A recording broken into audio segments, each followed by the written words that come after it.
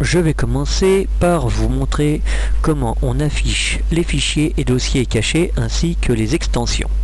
Suivez la souris. Je clique sur poste de travail. Ensuite, je vais chercher outils qui se trouve en haut à droite. Je clique sur outils. Ensuite, je choisis options des dossiers. Et enfin, je vais rechercher affichage qui se trouve ici.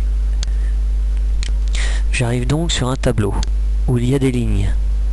Je vais choisir les lignes suivantes: fichiers et dossiers cachés.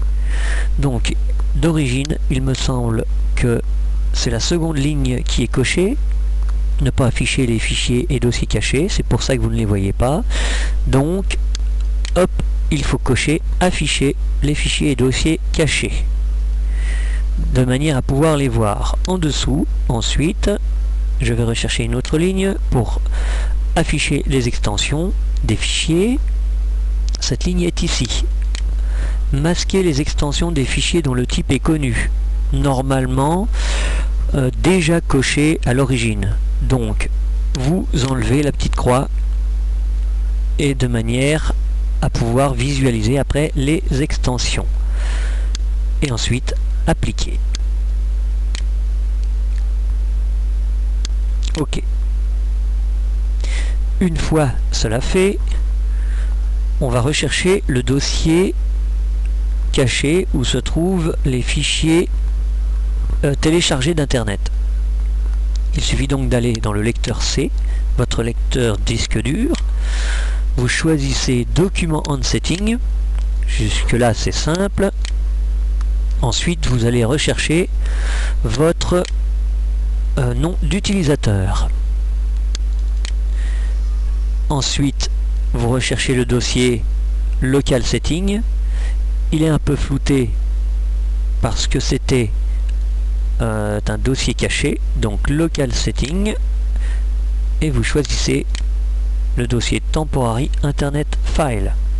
Vous cliquez et vous atterrissez sur une page où il y a plein de fichiers. Ce sont des fichiers qui ont été téléchargés uniquement en consultant internet. Donc musique, images, pages web et vidéos, et parfois aussi certains jeux. Alors je referme, je fais précédent et je vais créer un raccourci pour avoir un accès plus facile par le bureau. Créer un raccourci, je le prends, je le déplace. Là j'en avais déjà créé un, mais c'était pour vous montrer. Le raccourci, c'est un clic droit souris sur le dossier, hein. Voilà. OK, voilà donc pour la création du raccourci. Je clique sur le raccourci, c'est OK, ça fonctionne. Voilà pour le premier cours.